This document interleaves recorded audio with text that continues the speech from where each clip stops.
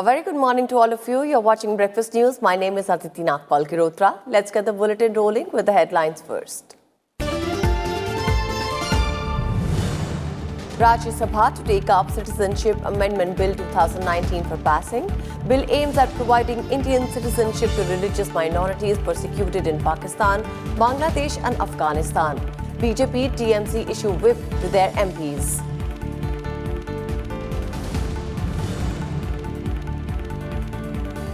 Four bills including personal data protection bill listed for introduction in Lok Sabha today. PM lauds passage of Constitution Amendment Bill in the lower house. Parliament passes Arms Amendment Bill after Rajya Sabha approved it yesterday.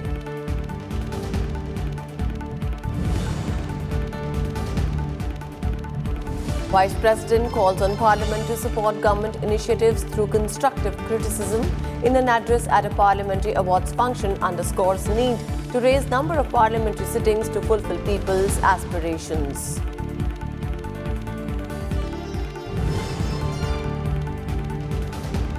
ISRO to launch RESAT-2 imaging satellite today. Liftoff from Sriharikota at 3:25 p.m. on PSLV C-48's 50th mission. 9 satellites from 4 other countries, including US, to also be part of the launch.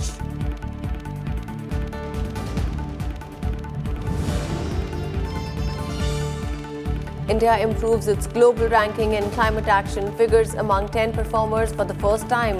Environment Minister Prakash Javadekar addresses COP25 in Madrid, asserts India reduced emission intensity of GDP by 25%.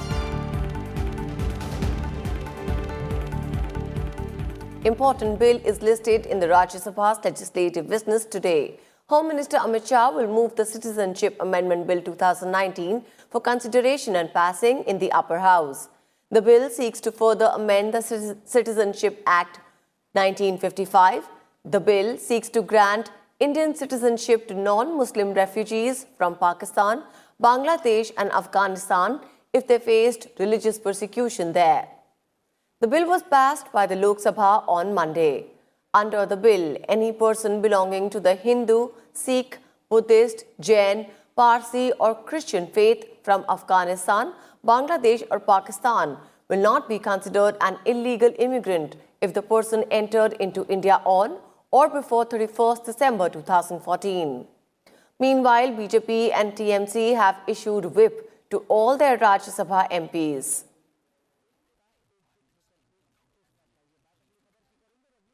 The centre on Tuesday said the Citizenship Amendment Bill will not lead to the domination of Bengali-speaking people in Assam. Neither it is against the interest of indigenous people of the state. In a series of tweets with the hashtag Mythbusters, the centre's Press Information Bureau said there have been several myths, including that the CAB will provide citizenship to Bengali Hindus. PIB clarified that Citizenship Amendment Bill does not automatically confer Indian citizenship to Bengali Hindus, and it is just an enabling legislation for persons belonging to 6 minority communities of Afghanistan, Pakistan and Bangladesh. PIB said that the bill has been proposed on extremely humanitarian grounds as these minorities had fled from 3 neighbouring nations due to persecution on grounds of their religion.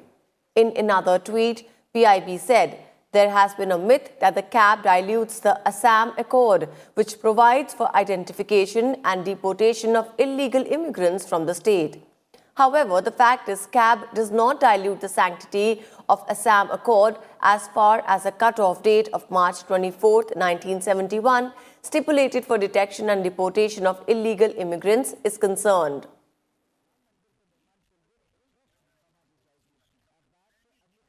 Let's connect with our news reporter Kriti, who's joining us live from the Parliament House. Kriti, how's the day planned to be panned out at the Lok Sabha and the Rajya Sabha? Well, Aditi, let's talk about the upper house first. We saw the passage of this very important Citizenship Amendment Bill by the Lok Sabha after a marathon debate. Now, this bill is expected to come up for consideration and passage in the Rajya Sabha today. Remember, the government has refuted all those allegations that say that this bill is against the letter and spirit of Constitution. And in fact, Home Minister Amit Shah said that this bill is only to salvage the communities facing religious persecution in the countries like Pakistan, Afghanistan, and also Bangladesh.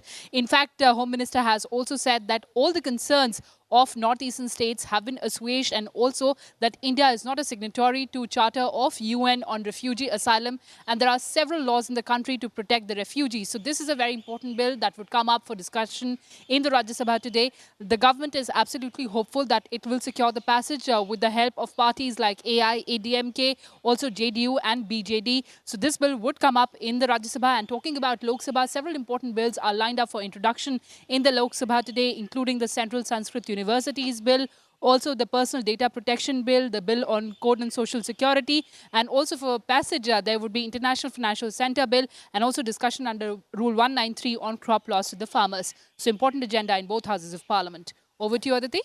Thank you so much, Kriti, for all that information. Rajya Sabha passed the Arms Amendment Bill 2019 on Tuesday. The bill, which carries a maximum punishment of life imprisonment for people found guilty of making or carrying illegal arms, was passed by voice vote. It also provides that a person can have a maximum of 2 firearms as against 3 allowed at present. It lays down imprisonment to 2 years and fine for indulging in celebratory gunfire, endangering human life or personal safety of others.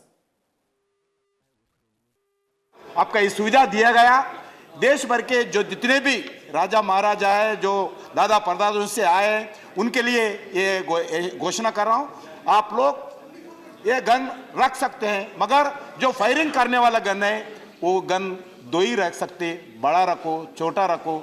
1 साल के अंदर, 1 साल का समय दिया है, 1 साल के अंदर आप उसमें सरेंडर करना, नहीं तो कोई लाइसेंस होल्डर का आर्म्स डीलर के पास रख सकते हैं। आर्म्स डीलर सरकार से लेंगे, कौन खरीदा है, कौन लाइसेंस होल्डर खरीदा है, कौन से शॉप से खरीदा है, कौन सा फैक्ट्री में तैयार हुआ है, वो भी रिकॉर्ड आने वाले दिन में सरकार लाना चाहते हैं, जो बुलेट्स के ऊपर भी रिकॉर्ड आने वाले दिन में होगा। मेरा खाली इतना विरोध है कि आप जो लाइसेंस के बारे में 2-3 के बजाय 2-1 करने का सोच रहे हैं, वो बिल्कुल गलत है। दूसरा, एक तो आप उसमें ये किया कि लाइसेंस 3 साल के बाद फिर रिवाइव करने के बजाय 5 साल की है, वो अच्छी बात है। To prevent the misuse of licensed arms, at least psychological bent of the person, especially if there are criminal tendencies or not, or there are suicidal tendencies or not, this should be of prime importance. Criteria for license, because the number of crimes being committed gradually, the government has to revisit and strengthen the criteria for issuing license so that the arms should not be used badly. I support the Arms Bill Amendment 2019, which seeks to decrease the number of licensed firearms allowed per person. It is also introducing new categories of offences. Under this Act, a license must be obtained to acquire, possess, or carry any firearm. The bill reduces the number of permitted firearms from 3 to 1. जो 5 वाली बात आपने रखी है, इसका दुरुपयोग ना हो, ये तो बात मैं सब ठीक समझता हूँ, लेकिन जहाँ इसका उपयोग है, बड़े बड़े गांव हैं, क्षेत्र में ऐसी जगह है जहाँ भीषण डकैती हुआ करती थी पहले, ऐसी जगहों छूट होनी चाहिए। दूसरी बात मैं कहना चाहूँगा कि जो जिससे इसका शादी ब्याह में इसका दुरुपयोग होता था, उस पर कानून सख्त होना चाहिए और सख्त होना चाहिए। 4 bills are listed for introduction in Lok Sabha today. The Central Sanskrit Universities Bill 2019 is slated for introduction in the Lok Sabha. HRD Minister Ramesh Pokhriyal Nishank will introduce a bill to establish and incorporate universities for teaching and research in Sanskrit to develop all-inclusive Sanskrit promotional activities. The Personal Data Protection Bill 2019 is also slated for introduction in the lower house. Ravi Shankar Prasad will introduce a bill to provide for protection of the privacy of individuals relating to their personal data, create a relationship of trust between persons and entities processing the personal data, protect the rights of individuals whose personal data are processed to create a framework for organizational and technical measures in processing of data laying down norms for social media intermediary, accountability of entities processing personal data. Provide remedies for unauthorized and harmful processing and to establish a Data Protection Authority of India for the said purposes. The Code on Social Security 2019 is also listed for introduction. Santosh Kumar Gangwar will introduce a bill to amend and consolidate the laws relating to social security of the employees. The Maintenance and Welfare of Parents and Senior Citizens Amendment Bill 2019 is listed for introduction in the Lok Sabha. Thawarchand Gehlot will introduce a bill further to amend the Maintenance and Welfare of Parents and Senior Citizens Act 2007. Meanwhile, Finance Minister Nirmala Sitharaman will move the International Financial Services Centres Authority Bill 2019 for consideration and passing. The bill aims to provide for the establishment of an authority to develop and regulate the financial services market in the international financial services centres in India.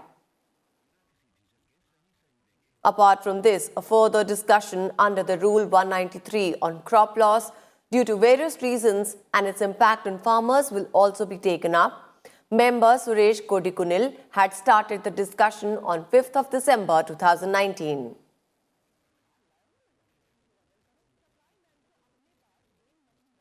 Lok Sabha on Tuesday passed a constitution amendment bill to extend reservation for SCs and STs in Lok Sabha and state assemblies by 10 years more. The bill was passed with 352 members voting in favour and none against it. The reservation for SCs, STs and Anglo-Indians given for the past 70 years in Lok Sabha and state assemblies was due to end on 25th January 2020. Reservation for Anglo-Indians in the form of nomination is set to expire on 25th January next year as the bill does not extend the facility to the community. However, Law Minister Ravi Shankar Prasad said the doors are not shut and the matter to grant Anglo-Indians nomination would be considered.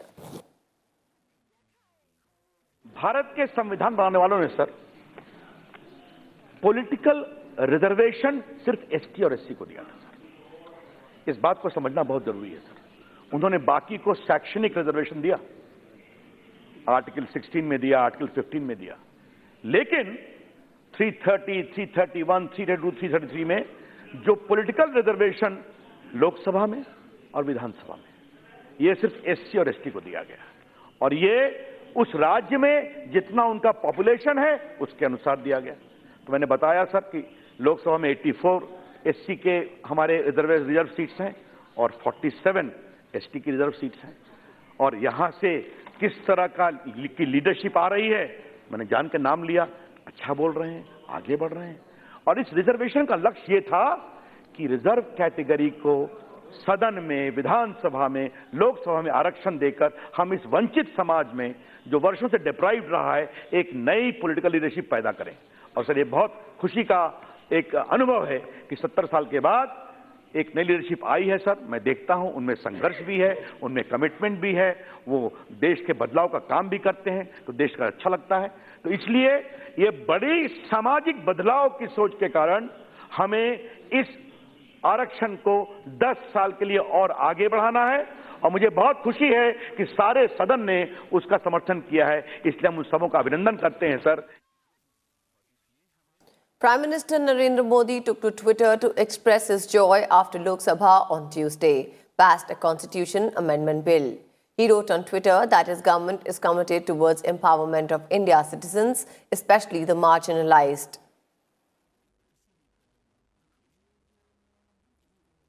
With this, we'll halt in for a quick breather, but we'll be back soon. Stay tuned with us.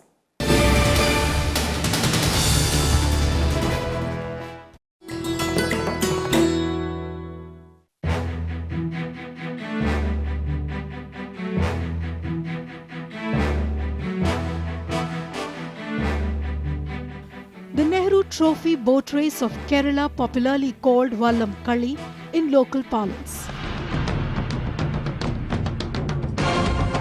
This historic boat race dates back to 1952 when Pandit Nehru visited the state and a pageantry of boats accompanied him from Kottayam to Alappuzha. The race, conducted on the second Saturday of August every year, is a major tourist attraction.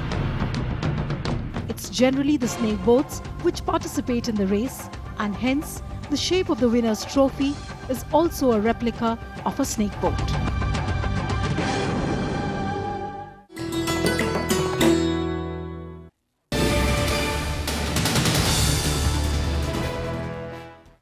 Welcome back. You're still with us on Breakfast News. Vice President Venkaiah Naidu said Parliament must support constructive initiatives of the government. Addressing the Lokmat Parliamentary Awards in New Delhi on Tuesday, he called upon parliamentarians and the media to actively take part in addressing social challenges like poverty, illiteracy, gender discrimination, and atrocities against women. He said that being the fourth pillar of democracy, media has a major role in holding parliamentarians accountable to the people, and that an informed citizenry was a precondition for healthy democracy. The parliamentarians debate, discuss and decide on the issues of public interest without malice and rudeness. If the executive wing implements policies and programs in a time-bound, cost-effective, result-oriented manner with the sole objective of promoting public good and national development, if the judiciary adjudicates dispassionately on crucial issues of law and justice with the constitutional ideas in view, only then can we make significant qualitative progress in our democratic journey. In Jharkhand, all preparations are in place for polling of the third phase of state assembly elections on Thursday. 17 constituencies spread over 8 districts will go to polls in this phase. Polling would start at 7 a.m. and due to security reasons, it will end at 3 p.m. in 12 assembly segments. In the remaining 5 seats of Ranchi, Hatia, Kanke, Ramgarh and Barkhatta, polling will continue till 5 p.m. More than 56 lakh voters will decide the electoral fortune of 309 candidates, including 32 women candidates in the fray.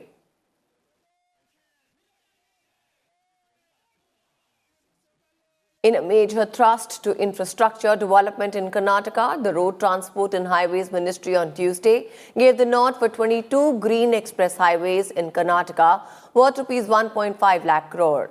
This includes a new alignment of the Pune-Bangalore Express Highway, which will be completed in the next few years at a cost of Rs 50,000 crore.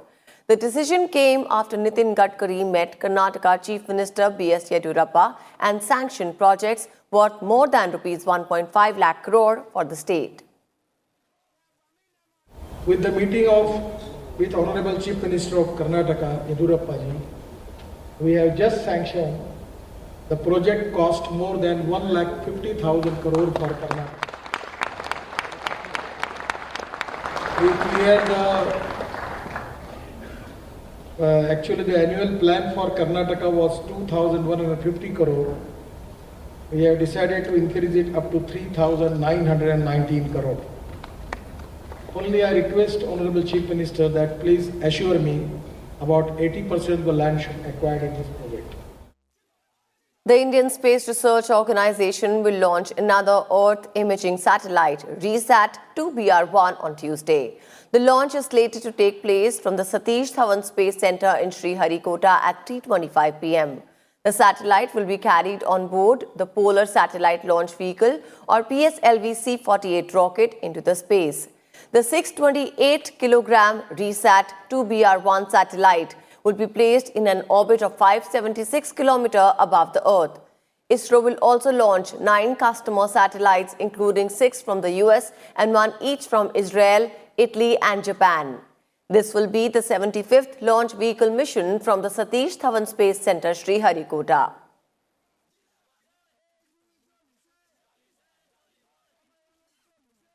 According to the Japan Center for Economic Research, India will surpass Japan in terms of gross domestic product in 2029 to become the world's third largest economy as the urban population and tech industry drive growth in the South Asian country. The report added that India's economy, currently about half the size of Japan's, is destined to reach roughly $10 trillion by 2035. However, Japan's GDP was estimated at $4.9 trillion by the World Bank in 2018. It said that the rise of India's startups will fuel the nation's economy as well. Indian cities host nearly 10% of 115 unlisted startups worldwide that offer promising growth prospects but have valuations below $1 billion.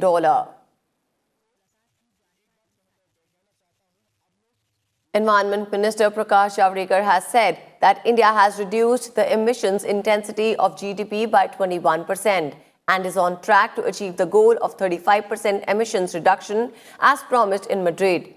In his address, Javadekar said India was making progress in harnessing solar, biomass and wind energy. He also listed out all the efforts being made in the country to combat climate change. The minister added that only 6 countries are on track to meet their nationally determined contributions and India is leading the list. Javadekar was addressing 25th session of Conference of Parties under the UN Framework Convention of Climate Change in Madrid, Spain on Tuesday.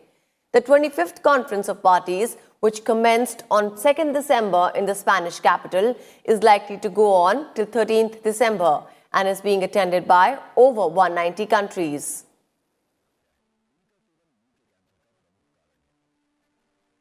India, for the first time, ranks among the top 10 in this year's Climate Change Performance Index presented on Tuesday at the COP25 Climate Summit. The current levels of per capita emissions and energy use in India ranked 9th in the higher category, showing that emissions are still comparatively low.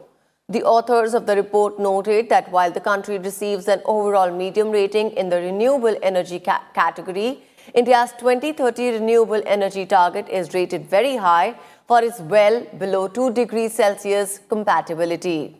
Only 2 G20 countries, the UK on 7th and India on 9th, are ranked in the high category. 8 G20 countries are remaining in the worst category of the index.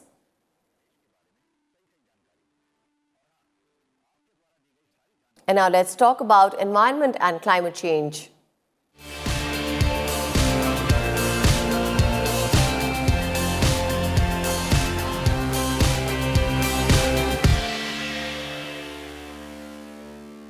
India ranks among the top 10 countries in this year's Climate Change Performance Index, presented at the COP25 Climate Summit on Tuesday.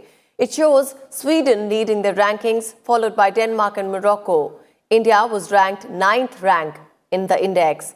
Despite an overall high rating for its climate policy performance, it was pointed out that Indian government is yet to develop a roadmap for reducing our high dependence on coal.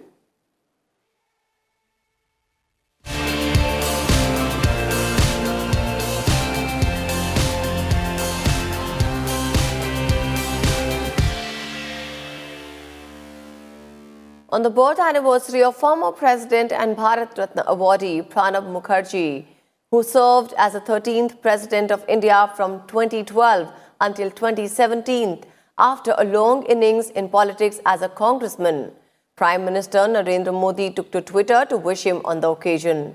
He said, I quote, Pranab Mukherjee has served India with diligence and determination. He is widely admired across the spectrum for his intellect, wit, and razor-sharp memory, praying for his long life, unquote. At least 6 people, including a police officer and 3 bystanders, were killed in a furious gun battle on Tuesday that filled the streets of Jersey City with the sound of heavy gunfire for hours. According to the Jersey City police, the dead included 2 suspects. The shooting took place at the 2 scenes, starting at a cemetery where the officer was gunned down and continuing at a kosher supermarket where 5 more bodies were found. A motive for the incident has not yet been established. Authorities say they do not believe it was a terror attack. Police said the suspects were armed with high-powered rifles and fired hundreds of rounds of ammunition during the gun battle. 13th South Asian Games concluded in Nepal on Tuesday. India finished on top with 312 medals comprising 174 gold, 93 silver and 45 bronze. On the final day of games, India clinched 6 gold, 1 silver and 1 bronze in boxing on Tuesday. The host nation Nepal stands second position with 204 medals and Sri Lanka at third place with 251 medals. India excelled performance in South Asian Games.